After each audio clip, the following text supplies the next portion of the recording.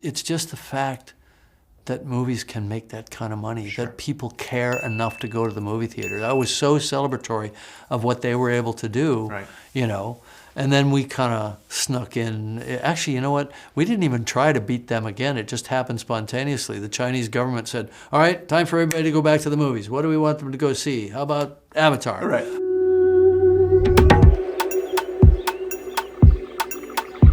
You definitely know your stuff. Oh, thank you very much. Yeah. It's a masterpiece. Oh, thanks. It's a masterpiece. I'm a parent, and so it... How many kids you have? 2 boys. Yeah, Two and boys. age? One's a freshman in high school. They're 18 and 14. Yeah, okay. Freshman in high school, freshman in college. All right, so one's right in the crazy age, and the other one's just coming out of it. But the second born is the youngest, so he's chill. Okay, right.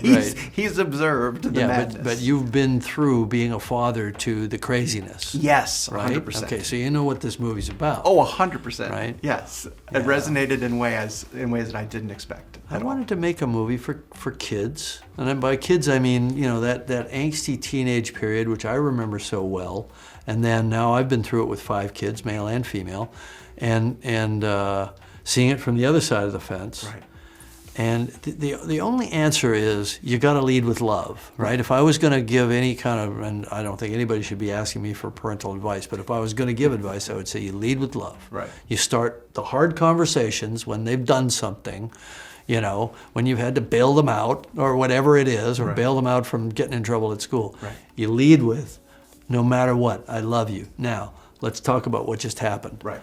Yeah. But the safety net, you're 100%, is that support system. Yeah. That you have to lean on. I think when the family embraces, you know, you feel it so much in this film that gets conveyed. Right. And you know, kids they're having a rough time right now. You know, I mean, you know, the stats on teen suicide, mental illness, anxiety, depression, all that stuff has shot up over the last few years. Probably the pandemic had a lot to do with that.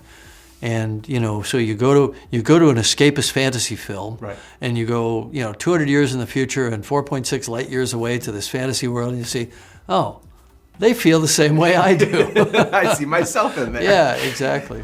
Why do you come to us? I just want to keep my family safe.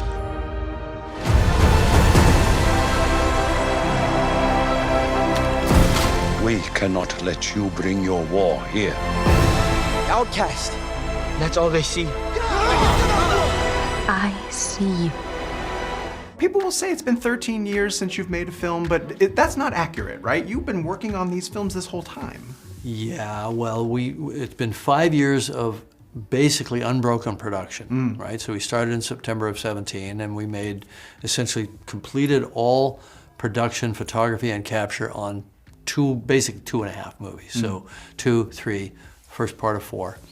And then we posted 2, and now we're going to post 3. And so it won't be 13 years till the next one. It should if everything works out, it should be only another 2 years. Oh, okay. That's not so that's nothing. No, not at all.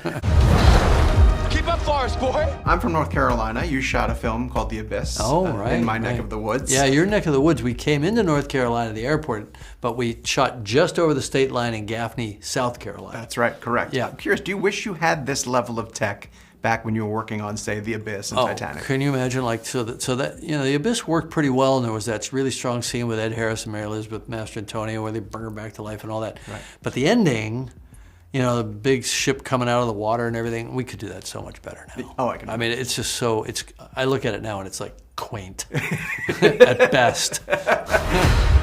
You know, the last movie that really warranted 3D was Avatar. There hasn't been a movie that's demanded it since that point. I would push back a little bit. Okay. That Life of Pi, Aang's film, and Martin Scorsese's Hugo, and even Ridley Scott's Prometheus, these were filmmakers at the top of their game authoring in 3D. Those are worthy films. It's all the kind of rank and file conversion movies where the filmmakers haven't cared or the studio hasn't let them, you know, actually shoot in 3D. Right. They're not that good. And I think it's hurt it. But we also got to put it in perspective. When Avatar came out, there were 6,000-ish digital 3D screens in the world. Sure. There's now 120,000 3D-enabled digital screens in the world, 60,000 alone in China.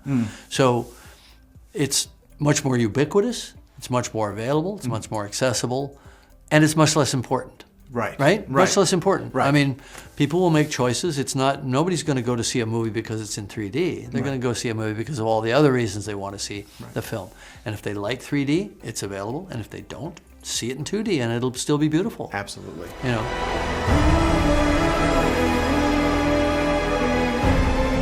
The way of water connects all things. Before your birth and after your death. I was lucky enough to interview Guillermo del Toro this past week for Pinocchio. Yeah. He mentioned he got in trouble for tweeting his reaction to He got in trouble? He got Oh, look, scolded. I'm so grateful. He got I mean, scolded a little bit. he was the first review. You can't look. Nobody can tell Guillermo what to do. He's just so enthusiastic. You know, he's so enthusiastic about film. He's one of my dearest friends, and hopefully that wasn't the only reason he tweeted on it. He told us about a barbecue that you guys were at where he had just finished Chronos. So he was about to. That's in '91. Oh my gosh! That's in '91. Yeah, Going we've back been to it. pals since then. Well, your creature design reminded me very much of stuff that he would put into his Sure, films. absolutely. He and I both love the creature design. We know all the artists. Right. You know, he does the same thing I do when he's doing a film. He surrounds himself with the best artists he could find. He's celebratory of their work. He's a good artist himself. He's a great artist himself. Sure. He could do it himself, Right. but he loves to work with a team, and so do I. I do the same thing. You know, I do the same thing when I'm making these Avatar films. Right. Before they kick me out of here, did you send a note to Kate and Leo when Avatar passed Titanic at the box office? No. But when Titanic beat Star Wars, George Lucas put an ad in the trades. Yes.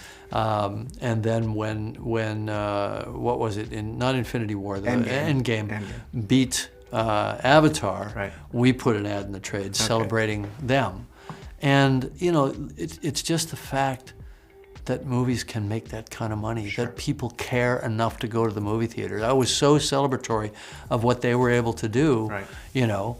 And then we kind of snuck in. Actually, you know what? We didn't even try to beat them again. It just happened spontaneously. The Chinese government said, all right, time for everybody to go back to the movies. What do we want them to go see? How about Avatar? Right. Boom. Like, all right, everybody, go to the movies this week. Right.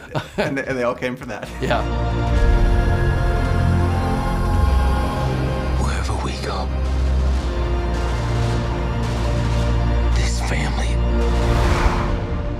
is our fortress.